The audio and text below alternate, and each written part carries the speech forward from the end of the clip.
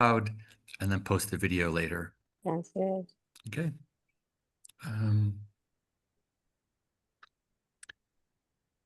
yeah, so now that the now that the school semester has begun, there's a couple of folks I'd like to introduce you guys to that maybe you haven't met in the past. And so um, so I've got kind of Emily and Margaret and Nazim are here. Or sorry, Ali. Sorry, if I can maybe say Ali as I'm just reading I can change that name back to Ali.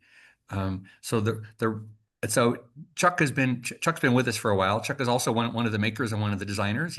He's a neighbor of mine in Dixon. And so Chuck, Emily is lives in Chimayo and Margaret lives in Truchas. And Ali, you're someplace, you're kind of on the road, someplace between, Espanola and Albuquerque. Where's Yep, your abode? I'm in Santa Fe. Yeah. Santa Fe. Okay, gotcha. And so just for the folks that are here, I've been working with Emily since she was in seventh grade. She just finished her bachelor's degree in mechanical engineering at New Mexico Tech. She has a full-time position at Los Alamos National Laboratories, and she's looking for ways to use her training to help other people. If I can, but you guys please correct me, but I'm just going to kind of give quick introductions. She is super smart. We built a lot of great things together, and I'm looking forward to having her for kind of hours on end on alternate Fridays because the lab has alternate Fridays off, and so. So she is a maker. I work with her. Her younger sister is a junior at the high school. I think she's a junior, right, Emily? And her younger brother is a freshman at the high school. And so we are recruiting them actively into the Glove Project. And next, kind of on the local list, Margaret Zach is a professor of nursing at my college. And we just got a small grant from the Youth Civic Infrastructure Fund in New Mexico to have interns among the high school students and the college students. These really won't be kind of fabricators of the gloves. They're going to be the people that are helping us, make these better, right? And one direction to make them better is by having a more solid communication between participants in the glove project, y'all, and the students that are making them. I've seen some magic happen at those early interactions, and with kind of Margaret's expertise in health assessment and bringing a nursing student on board to help us, I hope we can make a more consistent communication channel between the amazing kids that are making these gloves, and the people that they need to kind of follow through, especially the early few months. Are these having the desired impact? Is there something we could do to make them better? So I'm really grateful to have Margaret's guidance through this process. And then Nazim Ali Aslan is he wears a number of hats. So he's an instructor in math and physics at my college, but he's also pursuing a PhD in computer science at the University of New Mexico in Albuquerque. And I'm moving into some kind of co-advising role there. And he's using his work largely on writing apps for the glove to make them more controllable, to make them more kind of personalizable to the people that are wearing them. So Ali and I are turning this into an independent study course that hopefully is a route to a PhD for him at UNM. And so I just want to welcome you guys all this evening.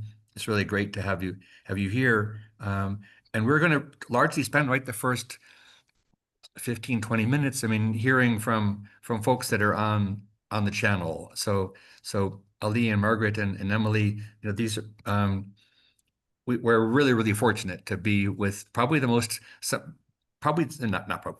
experienced group of people in the country that are experiencing kind of the wonders or the frustrations. Yeah, I don't want to program what people have to say, but this idea has been out there for more than 10 years.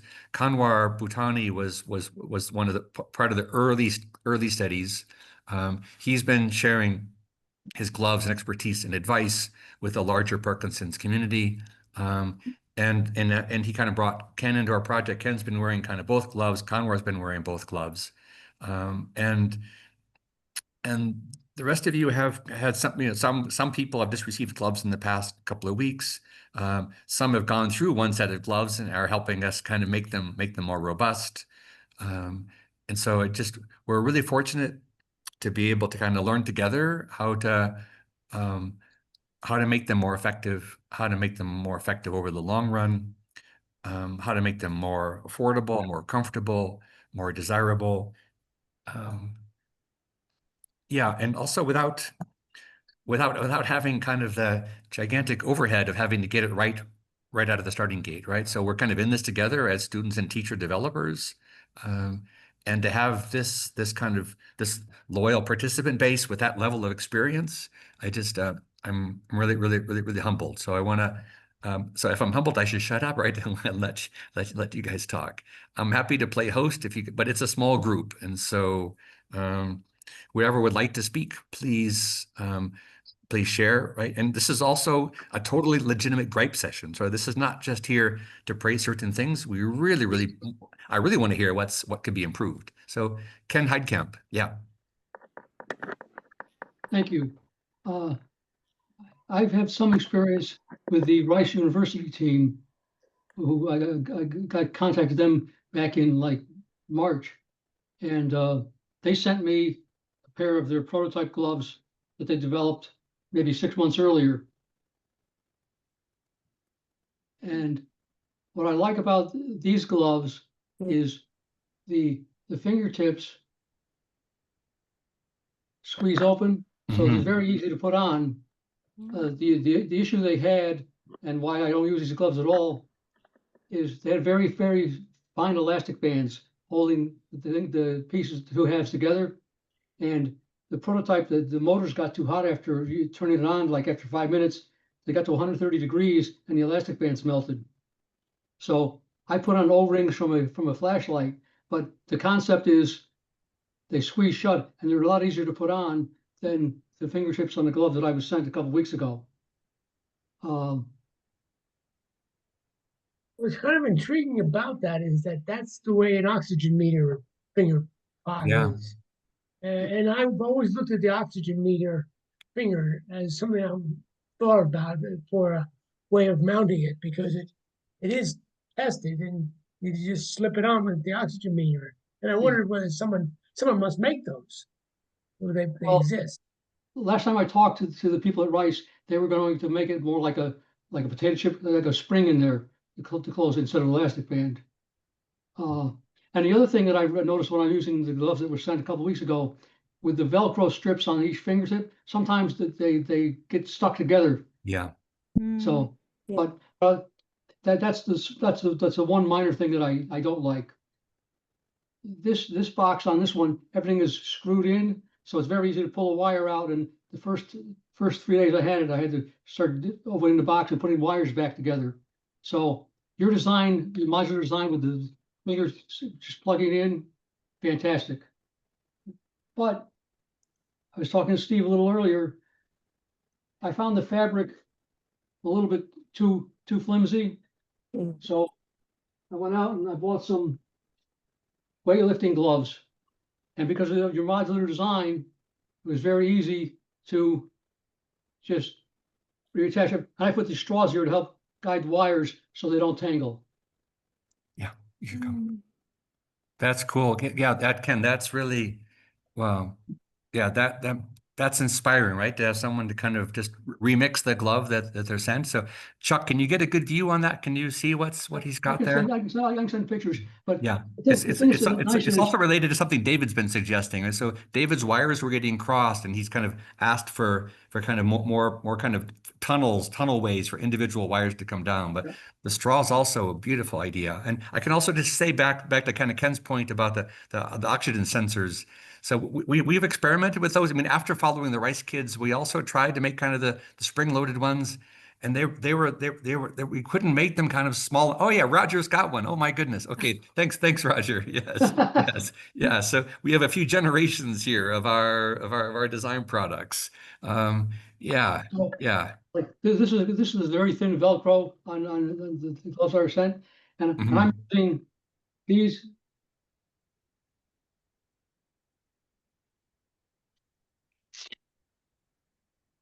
This cut down into smaller pieces, but Yeah, so tougher stuff. yeah, so like when I put it on, Yeah, the glove yeah. closes on, and it just And it's not coming off. Gotcha. Gotcha. Yeah. And Straw fit, a simple idea. so, and the design here, all the wires are on the outside. The rice glove, all the wires run inside. So you put your hand in and you're trying to you tangle the wires.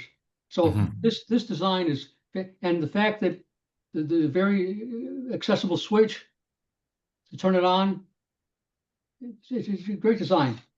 I mean,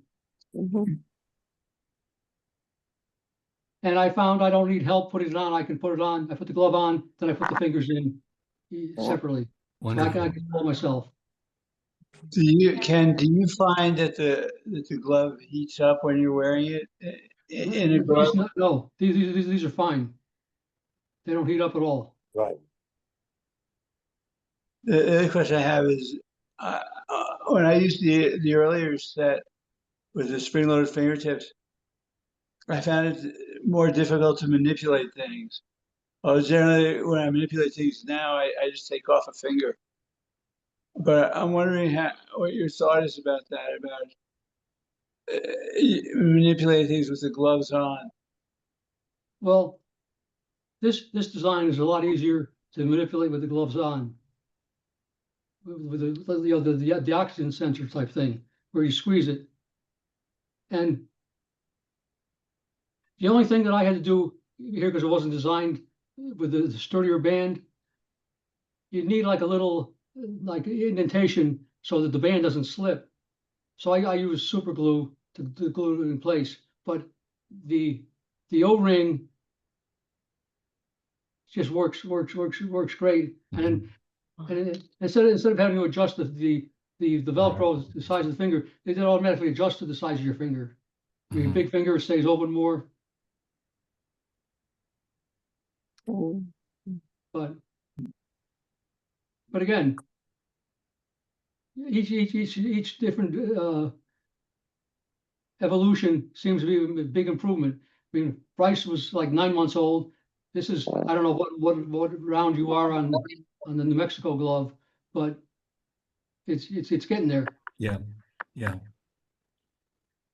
And what about kind of reduction in symptoms, Ken? Are you noticing any improvement in? Yes.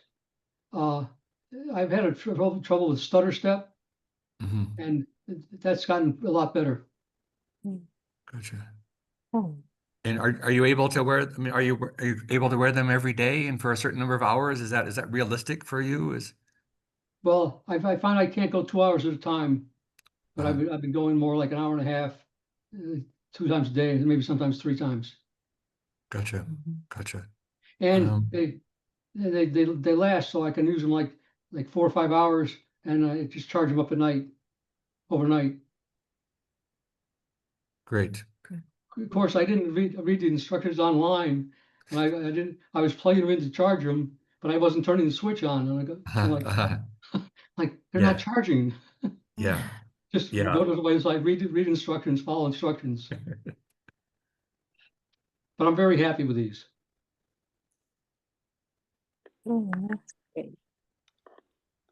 I really like my gloves. I feel like I can use my fingers pretty well at this point. Like I've learned to adjust. What? I can hold things now. I tend to kind of tap my fingers a lot, just to kind of keep going. Mhm. Because to sit still for me for 2 hours is too much. Yeah, yeah. Like the sit still. I remember hearing from Kanwar, right? He believed, or his experience was that he got more use out of the gloves while he was active. And I know some folks are so active that the Velcro is not really up to snuff, right? And so we definitely are upgrading our loopiness of we're improving Velcro. That's an easy fix. But do you feel, Laura, that they kind of limit that you feel like you must kind of remain seated while you're using them, or? No, I think the Velcro does. My friend was telling me who sews that, like I hit this a lot, and then it Yeah, pops yeah, open, so then I have to close it. gotcha. And so, Yeah, sometimes I'll use my face to kind of close it. You know, I gotten creative. I walk around with them a lot, but I'm trying to, you know, tend to wear them at night a little bit because during the day it's more of my on time, and there's so many things I need to do that, you know, I don't want to take all the time using the glove. Yeah. But so what I do is during the day I do walk around with the gloves. Um, I practice my singing with the gloves, so that gives me, you know, it's twofold. So I'm, you know, not just sitting around. And then I also try to do deep breathing with the gloves. So that just kind of relaxes me. So I'm trying to Yeah. do like multi things that are good for Parkinson's along with the gloves. Gotcha. Gotcha. Part of the study, well, from the Peter Taft study, one of the findings was that to get optimal performance of the gloves, you need to wear 2 hours in the morning, 2 hours in the afternoon. And when you think about that, 4 hours is quite a bit for someone to take out of their day for just for the gloves. And that's probably one of the reasons why people aren't using it as much, because it's too much time. So one of the things we had discussed with Taft was to have a full body glove, which covers your entire hand. And so you can multitask. So not only are you getting the vibrations, but you're also you can work on your computer. You can sit down and do other work. You can get on the phone. I drive with them, and I have no problems, except the wires sometimes get stuck on the steering. But and the most effective position was sitting that we found. When you're lying down, they're not as effective. We measured that, and when you're sleeping, didn't find it as effective. You know, the benefit of it. So why is it bad to not to do it like early evening? You can do it early evening. Okay. Why was lying down bad? We couldn't figure it out. It was just it wasn't as effective when he measured it, when he did the UPDRS score after the use of the gloves. And it's subjective, but it wasn't as effective. Is it less effective if you do it if you don't do it in the afternoon? No, it doesn't matter as long as you do it 2 times a day, 2 times a day Oh, okay. for 2 hours. Well, And Laura, can you share with us what any effect it's had on your symptoms, good or bad? oh, I've had a lot of improvement. Let's see. I feel like my well, when I wake up, I'm like normal. So I've always had like, you know, that's why I don't like to wearing the gloves because I get to do everything in the morning. Yeah, yeah. But usually I start losing it around 10:30, and now like today I didn't start feeling it until 11:30. So it's, you know, pushed my off time. And then my off times are less. So in other words, it used to be maybe an hour and a half, and now my off times tend to be like a half hour. Gotcha. So that's good. I'm Yeah. sleeping better. Like right now I'm a little shaky, but I just started working again. So, you know, I think it's also, you know, trying to figure out what's causing what. Yeah. Um, but I feel like the gloves just make me feel relaxed. You know, it's very calming to me. So I really appreciate that. What else? Yeah, my symptoms aren't like, you know how you look at behavior like frequency and intensity? I feel like both is improved. Wonderful. I wonder if you and Ken Heidkamp as well, right? So, and we'll get back to you. Ken Toronto mentioned a couple times, right? That and I think in Conroy as well, right? The glove has kind of a similar effect as the drugs, right? And it's possible to kind of overstimulate yourself to such a degree that you get dyskinesia. So, have you felt like you needed to back off, or in Ken Toronto's, so back off either of the glove or the drugs? Have you guys experimented with that, Laura or Ken Heidkamp? Well, Kamala was really helpful when he spoke about, you know, really working with a neurologist. And I was so excited, and I, you know, reached out to her, and she was like, I'll see you in November. So I was just kind of bummed because I'm feeling like I'm feeling I'm getting what is dyskinesia from the carbidopa now, Uh-huh. where I wasn't. So maybe I don't need as much. But I'm afraid to adjust it without a neurologist. Have you adjusted your medicine? No, I haven't done it on my own. So just give you an example. The first year I used the glove 2 hours a day in the morning, 2 hours in the afternoon, so 4 hours a day. And they didn't titrate my medicine. I was using the same medication. And then I started getting a lot of dyskinesia at the end of the year. And then the surgeon came in and said, well, you need to reduce some of your medicines. So we reduced the medicine and I was still getting dyskinesia. So I was getting overstimulated. And that's when in the second year I started using it once a day.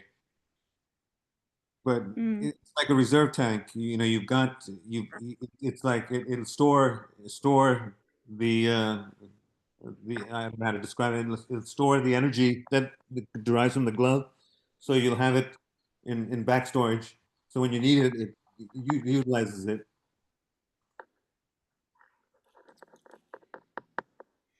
Yeah, I feel like I'm getting like the wiggles like more Yeah. than I used. Squirmy wormy. Yeah, squirrel. Mhm. So annoying. Because it's not the From- Parkinson's, I know of that. For me, the gloves. But just kind of- last week, I experienced what I described to you.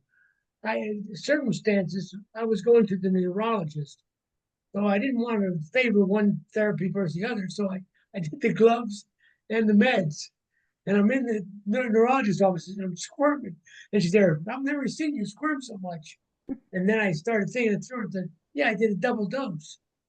Did 2 hours of the gloves and take my morning meds. And I was squirmy. Well, I think it definitely is like medicine. But it's not bad That's being really helpful. dyskinesia, having a little bit of dyskinesia. And it's sort of, at least with me, I feel that I'm going in the right direction. I'd rather have dyskinesia and be fluid. Yeah, then to be frozen or stuck. Yeah. But I obviously Yeah, you can get too much. Interesting. Well, I'd rather do the gloves than the drugs, but I'm working on it. I think Conroy has proven that the best solution is both. Mm-hmm. Don't do that immediately. You've got to do it in consultation with your neurologist, but over time, Mm-hmm. a year or so, it depends on your situation. Right. I've just started month 3. So I haven't been doing it that long. Get some time. Because I was on Mhm. about 20 to 25 carbidopa levodopas a day. I was just popping them like candy. Yeah. 25 a day? Yeah, 25 100s. 100 milligrams. Yeah. Wow. I just want to add, if Yeah, I can. Ken. I saw my movement disorder specialist at Yale University a week ago, and I brought the gloves and some of the articles from the Tash Lab and from Northern New Mexico College. So he was excited. He'd heard about what was going on at Tash Labs, but he wasn't overly impressed because they didn't have all of the controls and a limited number of people. But out of all his patients, I'm the only one doing the glove, so he's going to be tracking me and see if he can see any improvement. I wanted to sort of do it on the sly and see if he noticed anything, but I figured I better inform him. Thanks, Ken. That's good. That's good. I did notice one day I forgot to take my medicine and I never forgot for like 6 years. And I was like, oh my God, it's 2 hours late. So that really told me something because I didn't feel like I needed it. I almost always skip the last medicine of the day because by then I've built up the reserve and 4 hours of gloves. That's like 2 shots of medicine. How much medicine are you guys taking? Just out of curiosity. 4 pills a day for the Rytary. No, 8 pills a day of the Rytary. So I'm on four a day. I'm on 6 of Crexont. And I'm gonna go I to the limited myself to 2, Too. and I take extended release, and I find that the glove gives me energy. For years, I felt there was a hole in my being. I just was like exhausted constantly, and using the gloves has totally remedied that feeling. Unfortunately, there's still other symptoms I have, like balance and stuff like that. So I have more energy, but I have to be judicious in Careful. what I do to use it. 'Cause I get less on time per day. It amplifies my on time. It makes my on time better. And, everybody gets different symptom improvement, I think. Some people yeah, gait, some people it's their walking. I know Conor and I, both of us experienced, the first thing we saw was we could smell again. Mhm. Oh no. And then that was like an on-off switch. You either smell or you don't smell. And so what I liked about it was that it was a definitive statement that something had changed. It smelled the cat litter box. He's a great guy. one thing, a problem I had, I've talked about this group a little bit, is when I use them at their full strength, I would get tired after each session. But when I use them at their lowest setting, I can use them for 4 hours a day, and it's cool. I didn't know And there I was a use them, setting. excuse Yeah, me? there's a setting, Ken, through the app. And so, and I just on Friday, I finished porting the app over to the iPhone. And so I'll be able to distribute that. Yay. It's a little bit of a work to move through the Apple kind of, hegemony or monopoly or whatever you want to call it, but I will. I'll be able to share that soon. So I have a functioning app now. I mean, I can control the we can control 3 things. So we'll talk about this in kind of future things as we kind of push it out. And Ali is also helping to make this a much more kind of customizable app based upon your own data. We should give you some advice on kind of proper settings. For David Gold, it was pretty clear that the motor intensity was just too high. So one setting is you can kind of dial back the intensity of the stimulation, but you can also adjust the timing patterns to kind of stretch them out or to make them more compressed. I don't know what's best for an individual. That's why we just need to be able to make more sensors and collect more data, and also have it available on both platforms. And so that's coming. Roger and Meg, I wanted to make sure you guys had a chance to share if there's something you would like to offer. Yeah, I'm got these. I don't know if you can see them. Let me see. I've got the Velcro Yeah, gloves. yeah. And I got them there. I think I'm going on to my 3rd month, is it? Yep. The 3rd month. And even with the medicine, I was never sure what on was and what off was. I mean, and I actually, in the middle, I have my movement disorder neurologist is from Boston, Mass General, Brigham and Women, Mass General, and he was having me take 8. 8 pills a day when I first got diagnosed, and then I transferred over to Synapticure. I don't know if anybody's familiar with that. That's an online. It was it's an online type of healing place where they have a movement disorder neurologist from Tennessee, Dr. Furley, I think her name is, And then they have a couple people that just help out in general, have a coordinate, just my insurance and that there sort of thing. I mean, so she said, you know, cut back to like half of what you're taking. So I think it's helped me to cut back, but I do actually put the gloves on 4 hours a day because I just thought that would be the best thing. I don't know. I was so inspired by seeing Kamura's video right from the get-go, and then I thought, oh, this is it. If I can just get my hands on those gloves. And they are like putting on hope every day. But I put them on early in the morning, like when I'm not even awake yet, practically still sleeping. I'm in bed. So I am lying down. So I don't know if they're as effective, but and I bump into a lot of things with the Velcro because I try to do things that I really can't do with the Velcro. And it kind of, the whole thing sort of falls apart on me. You can see that, but so I thought maybe if there were snaps, I was thinking about sending away, but I really don't know much about the wiring and how it all goes together. I have a friend that probably could help me with it, but I'm just not sure how it all works. So that's my concern.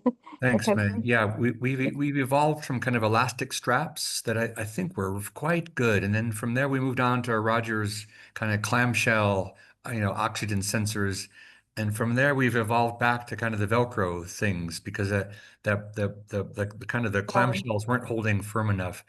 The elastics were quite good, but they were taking us almost forever to sew the elastics kind of right up. It's Yeah. that's something we need to revisit. And so Well, the Velcro on the wrist was what seemed to fall gotcha. apart on me. Yeah. And I Yeah. ordered more Velcro. I actually ordered my own Velcro thinking, well, I'll be able to sew it on, but I'm not as coordinated as I thought I would be when it came to, so I thought, well, a snap would be easier for me to sew on, something like that. But That's helpful the Velcro is nice and strong though, when it's working. when it's working. But I Yeah. think if it stays flush, that'd be helpful. If it stays flush, if we set some way to tuck in that final piece, because that's what catches on to other things, The clothing and bumps. objects. Yeah. Yeah. You hit it and then it opens up. Yeah. Yeah. Yeah, exactly. Roger, sorry, Ken. I'm a big proponent of the bicycle glove approach, and just as the other Ken used the weightlifter's glove, the advantage is you don't have fingers, but it gives I like it because it supports the box Yeah. well, and then we got into the habit of using these tubes. This is shrink tubing, and we've built 5 generations here in Florida, and we went with the Velcro, and you just have to deal with it, that it sticks to things because it just is so nice to work with. And so very similar, but we had the tubes so that they don't flop around as much. And the bicycle glove just gave us tremendous support with the Velcro on the back. But it's $29 for a bicycle glove. But Conrad wanted me to show you this. This is a pair of gloves that is on the open market. He got one called IntelliNex, and I got one, also another one, copper one. But the thing that's kind of neat about these is they're actual real products, and everything's in this little piece here, and then all the wires are in the glove itself, so you can't grab and get caught on. Yeah. And that's what and it's a stretch fabric, so it's just intriguing to see what sort of a finished product could look like, because the loose wires, they're waiting to get grabbed on something. That's the problem. For sure. Yeah. But it's just I think the big thing that you did was by not mirroring the product, you didn't have to connect the 2 gloves. I never liked wearing the gloves out in public because I thought I looked like Frankenstein.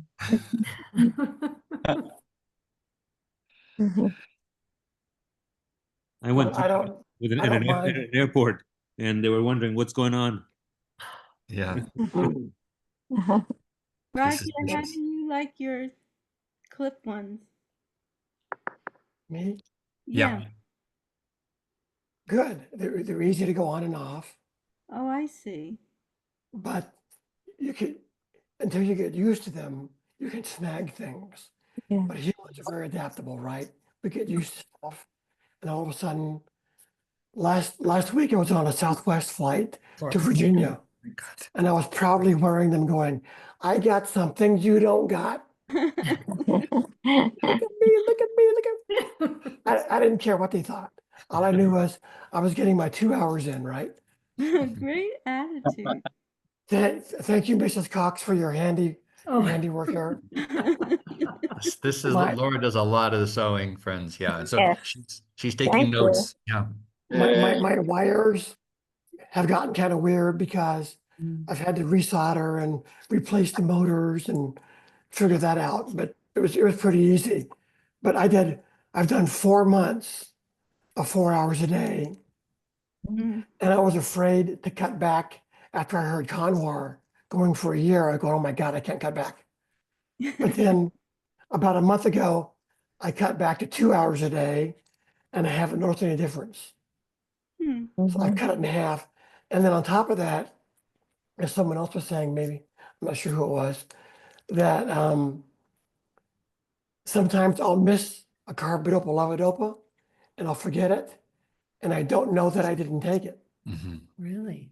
So I'm seeing Dr. Sugar on Thursday. I'm going Great. to talk to her. I'm going to talk to her some more about it. I'm going to ask her, my neurologist, if I don't need it, can I skip it? Or should I keep the level of levodopa up in my brain? I don't know. Yeah. You know, I'm sure she'll have an opinion on that. I Mhm. see Dr. Sugar too. I'm sorry. I see her as well. Do you? Yep. This is my first time seeing her. I've only seen nurse practitioner up until now. Oh. So this is my first time seeing the official MD.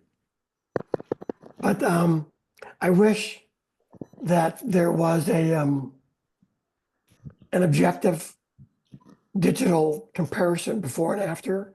I do think it's helped me for sure, but I can't say 14%, 86%. Yeah.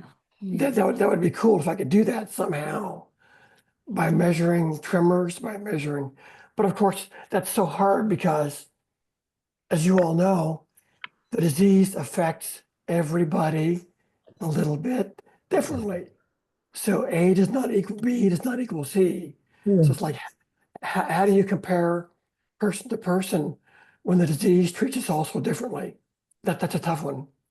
Yeah. Yeah. I mean, I hope that, I mean, what we talked about in the past, Roger, the past 3 times together, we talked about how to quantify voice, how to quantify gait, and also how to quantify muscle Right. contractions, and Right. use those as some type of update signals that could help us tune the glove to the patient, and not just to the patient, because also, I mean, the disease is progressive, right? I mean, it gets worse over time. So we should be able to respond in real time. I'm excited by that potential, but I also recognize that I really need to have like a neurologist on board. So if you and Laura can help me get an audience with with a neurologist, and I think also having Ali as a grad student now down in Albuquerque, having Margaret in nursing. I mean, we have a lot of the right folks. I mean, we have the patients, we have the makers, we have health assessment folks, we have people that can help us kind of write apps directly to the symptoms. And so I think we're ready to sit down with a neurologist if she'll entertain this radical proposal of no I'll drug do my no best drug surgery. soft cell shell job. Okay. So Yeah, I was gonna say that. Yeah, yes. I think the neurologist definitely has to be interested in this technology because so many neurologists are hung up on drugs. totally. And And I saw her at a presentation a few months ago, and admittedly, this had nothing to do with alternative therapy or anything. It was specifically to treat depression and anxiety. Hmm. So her whole hour was about drugs. Uh-huh. So hopefully hopefully there's another side to her. We'll see. Yeah. Yeah. Yeah, Much Yeah, I, I've also- emphasis on just minimizing the symptoms. I'm sorry. So much is spent emphasizing minimizing the symptoms rather than curing the disease. Yeah. Mhm. my experience is that I just traded the symptoms. I get an on time, but my off times are worse than if I don't take any drugs at all. But it's a real balance. I don't have a good relationship with the drug that they offer.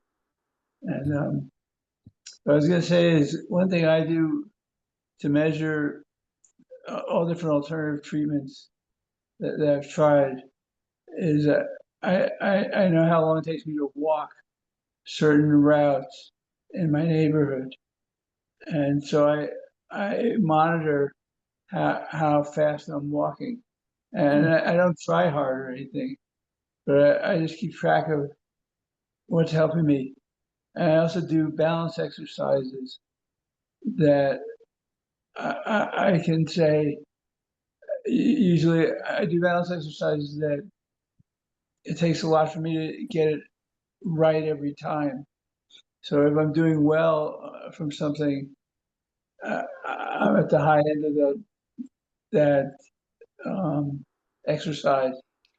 But if I'm being affected badly, I'll know it. So those are things that they're not instantaneous like you're looking for, Steve, but they are things that give me a general sense of how I'm doing. Yeah. Yeah. And I have other things like that too. Speech, playing guitar. There's a variety of things I utilize because I'm an engineer and Mhm. compulsive about stuff like this. Yeah, to that point, I've been thinking, Steve, about it's also difficult to quantify because there's so many things going into the mix. Is it my change in diet? Is it my attitude? Is it my exercise? Is it the glove? Is it my acupuncturist? All these variables kind of bouncing around in there. Yeah. Yeah. And if I could just quit one, but I don't want to quit one, I want to do them all, you know? Yes, yes, yeah, yeah, yeah. So that's, yeah, I mean, I do think our best guidance so far has like come from Conwar's long experience, right? And his experiences also came out of basically 10 years of real suffering where like nothing was working. So, but you're right. I mean, so if I can just measure one thing and turn a knob, but it's not, but that one thing is complicated by your diet, by your exercise level, by your mood. That's why we were gonna look at a mood paper tonight on kind of how tango changes your the thought of yourself and your body. I think we should kind of push that off until next time. But to get to Roger's point about how kind of multifaceted this is, at the same time, I do believe, that if we get better, Roger, at kind of journaling or asking the right questions, that the app we're developing, kind of like Strive that Linda Warren has been talking about. She's been with us a couple of times. I think she's using that app as well. She's also on kind of an Apple Watch kind of PD survey of kind of what really to monitor. So I don't know. You guys are right. I mean, the neurologists are largely, they know that drugs have been proven to work for certain people for so long. So it's kind of a sure thing. And where nutrition and exercise and the glove are just so fuzzy that we just need kind of more people wearing them. And if we can build wearable sensors, right, that you don't have to be in the clinic, and we can begin to collect data, we can find out, maybe not for everybody, but find out for an individual, like what are the real change agents, right? What are the things that are making the most difference in your improvement, and kind of move with those. So I'm hopeful that together we can pursue that. But it is super, super complicated. But we have an example in front of us in Kanwar, right? That somehow has found a balance that's given him a quality of life they did not expect to have 20 years ago. And so He's the longest wearer of gloves in the world.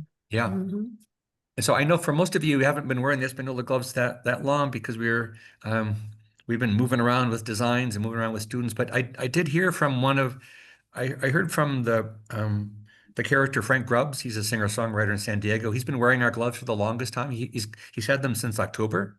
And he was also the first one to wear our gloves who reported kind of immediate impact. And there's a testimonial from Ken and from his wife on the Espanola GloveWorks site. And I check in with him every few months, and just I didn't. He saw that we were, maybe going to have some kind of a share out tonight, and maybe begin to do that more often.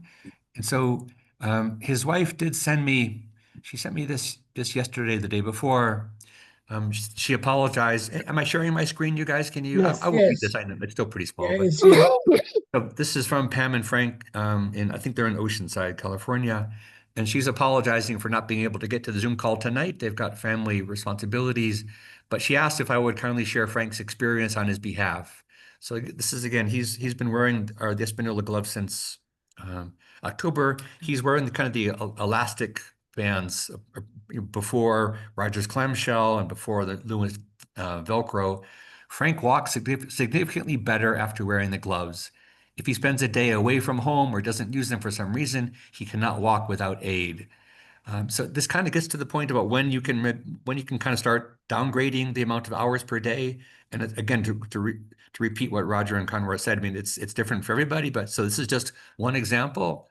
But even skipping a day, he found difficult to to deal with.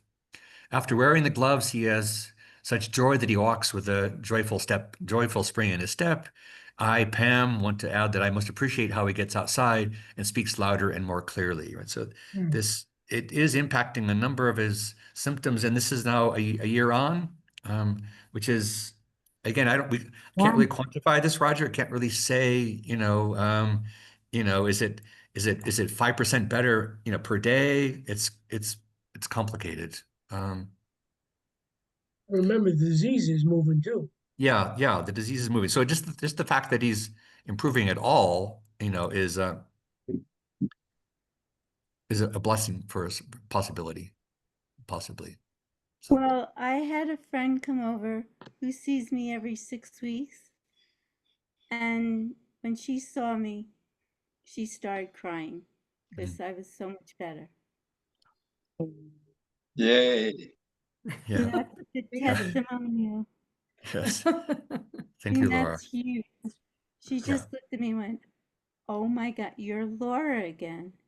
I'm becoming myself again." I don't think there's any question that gloves work. And that's proven. People have said that same thing to me, that I'm more myself again. That's interesting. You've got that. Feels good. Yes. It's good to be back. Yeah. There's probably about 20 people on Health Unlimited that have built gloves around the world. Following Peter Tass's designs. So there's a group of people on that site that I told you about that have built gloves. There's one guy, Winnie the Pooh, in Switzerland, who has built like 7 different pairs. Wow. That's a great site. I look at that also.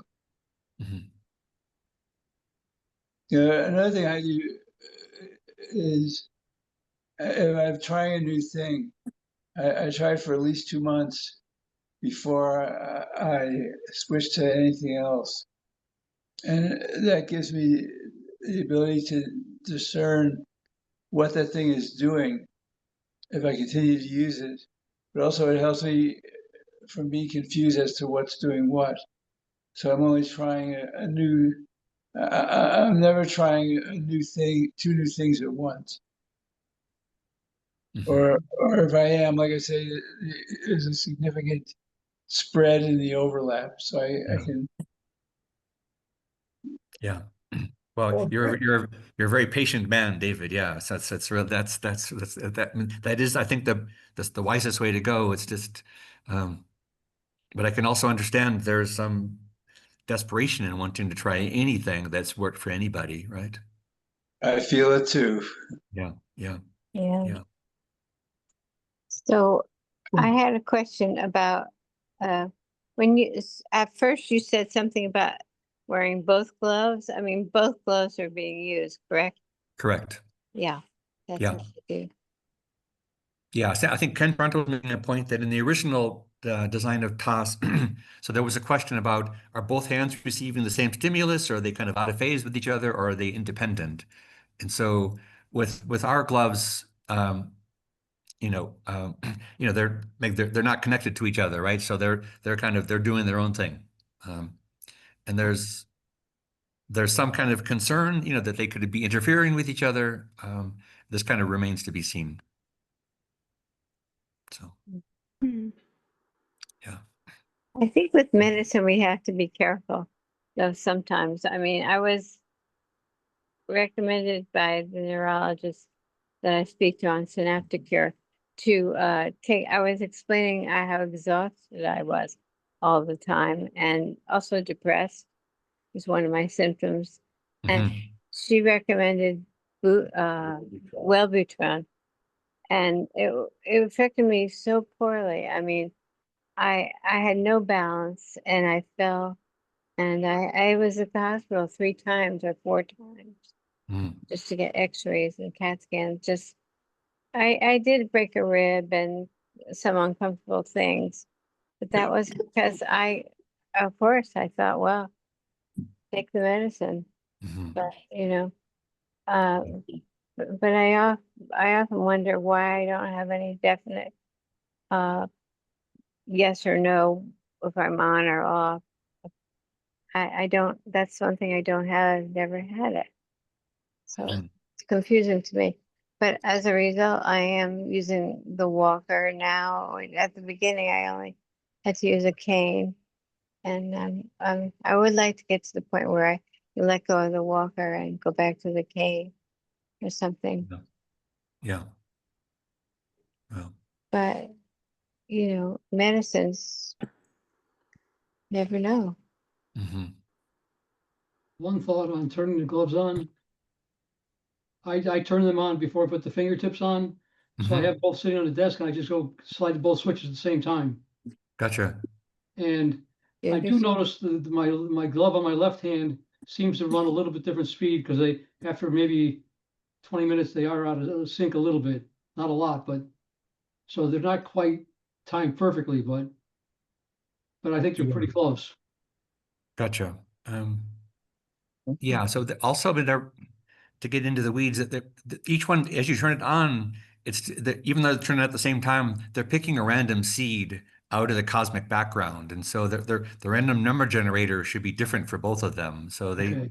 So it's that said, there's only 24 possible patterns, so they may appear to be in or out of sync, just because there's not a whole lot of randomness we could put in. Although Toss did put in a little bit more randomness. He put in some jitter in the timing sequence, and found.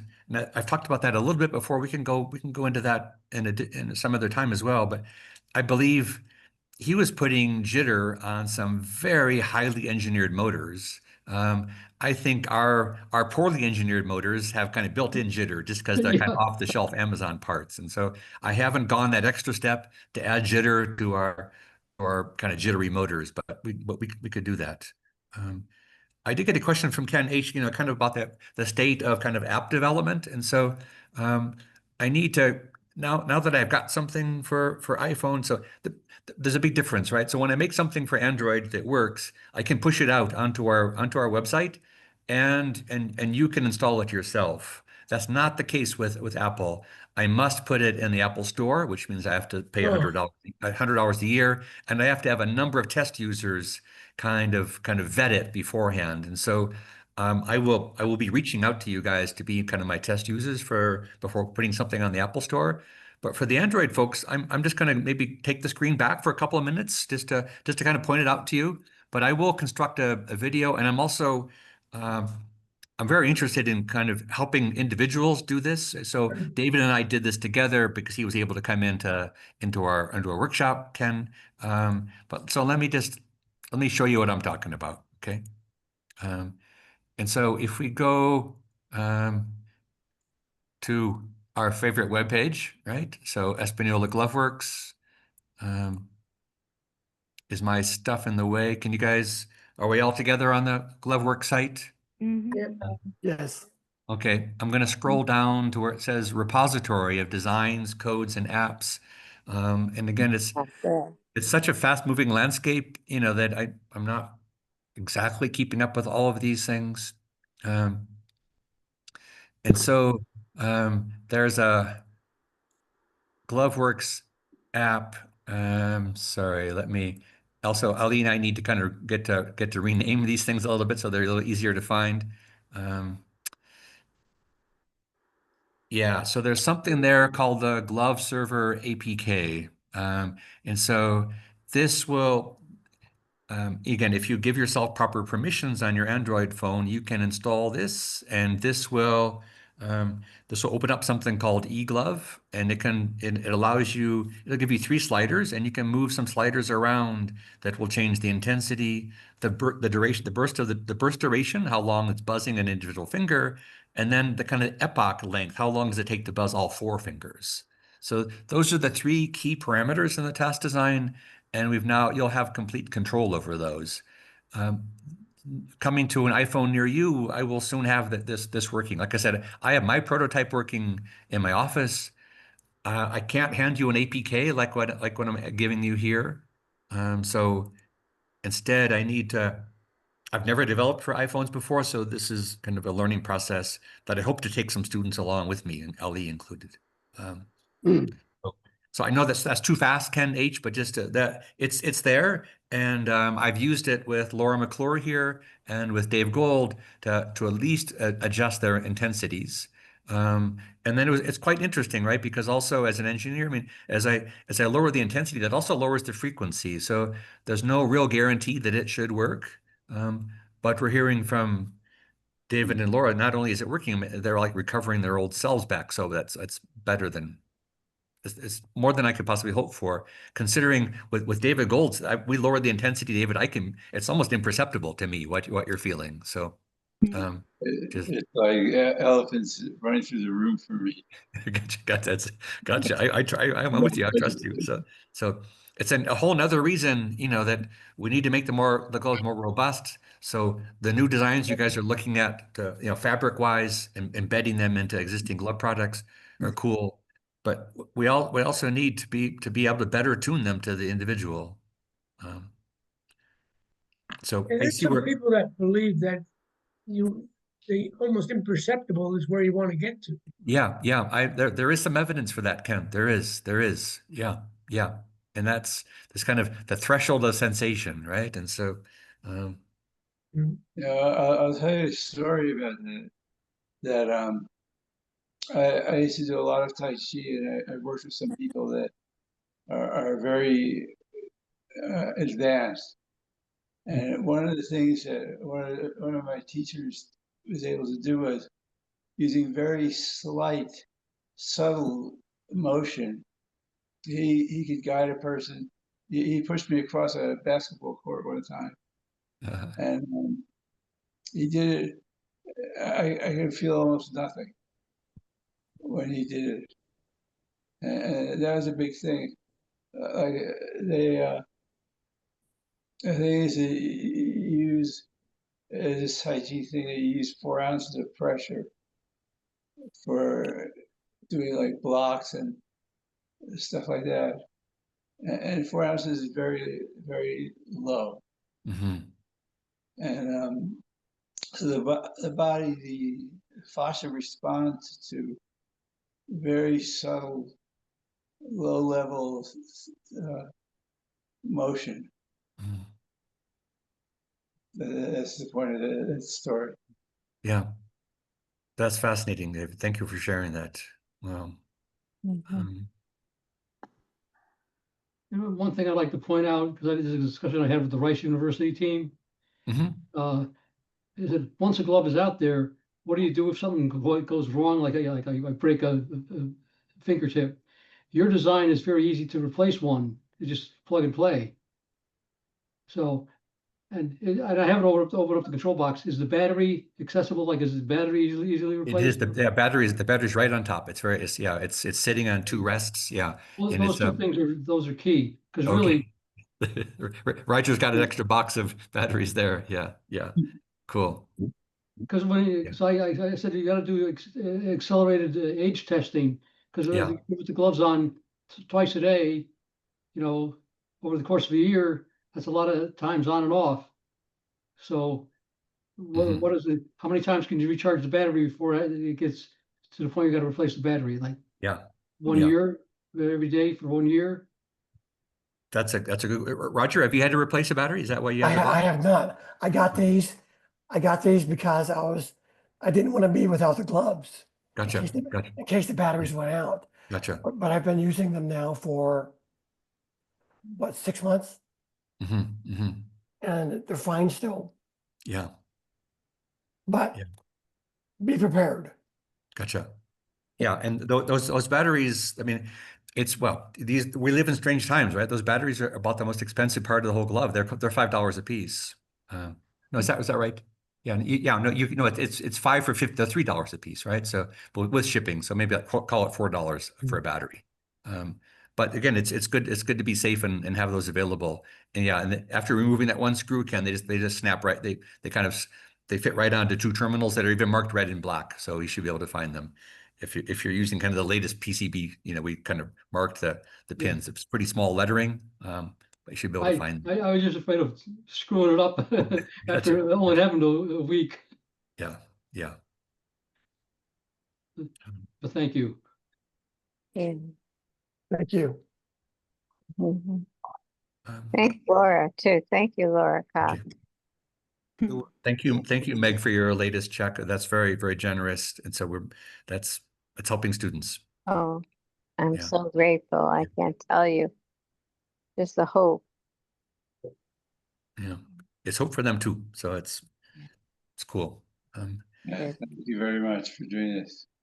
Well, I'm really happy we had a chance to kind of share. I learned a ton from you guys tonight, and it saved us from me pushing another science paper. Although this was not this, we've been reading kind of science engineering papers. This was a social science paper, trying to look at kind of psychological outcomes, but looking at the whole body rather than just a muscle or a gait or a voice. And so I think there's hope to be gained from that, as well as maybe one more set of variables, Roger, that we could possibly be measuring. But also, yeah, the variables, they're things we could capture without you guys having to, go into the neurologist. And then we just need to be smart about what we do with that data. And so I'd like to come back in 2 weeks and talk about that paper. I hope you guys found at least the introduction maybe intriguing. I think there are some tango experts in our town, Chuck, and Chuck himself has. I won't ask you to, won't embarrass you, but has a dance life, and so and that's something I am completely outside of, but it's pretty inspiring. I mean, even the question. I'll leave you with that. So why tango? I'll leave you with that question. Why tango? As far as it is by far the most well-studied dance intervention for Parkinson's rehabilitation. So why And I, tango? Steve, I read a little bit of that, and I seem to remember that it said that Argentine tango, yes, and ballroom tango, no. Mm-hmm, And mm-hmm. and they're very, very different dances, actually, and much more concentration involved, and less programming in Gotcha. the Argentine tango. Mm-hmm, It was mm-hmm. a very, very improvised kind of thing. It's a Yeah, really interesting dance. yeah. So I think that improvisation seems to be some kind of the secret sauce, if there is one, in kind of that level of tango for Parkinson's. So I don't want to. I want you to. That's a teaser, right? For like doing a little bit of reading and coming back in 2 weeks, and we'll follow up on that. Great. Okay. Thank you. Thank you. All right. you. Thanks for joining us. Right. Everybody. Thank you, guys. I'm going to turn off the you. recorder. Okay. Thank you.